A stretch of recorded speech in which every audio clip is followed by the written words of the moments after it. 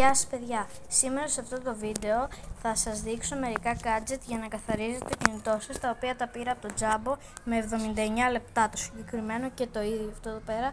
Αυτό εδώ πέρα είναι για τηλεοράσεις και αυτό εδώ πέρα είναι για κινητά. Εγώ βέβαια δεν βρίσκω κάποια διαφορά. Πάμε να το δοκιμάσουμε στο υποτίθεται βρώμικο κινητό μου.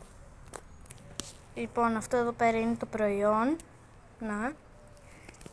Λοιπόν, είχαμε ένα τεχνικό πρόβλημα, κόπηκε στα δύο από μόνο του, δεν ξέρουμε γιατί. Λοιπόν, πάμε να το καθαρίσουμε.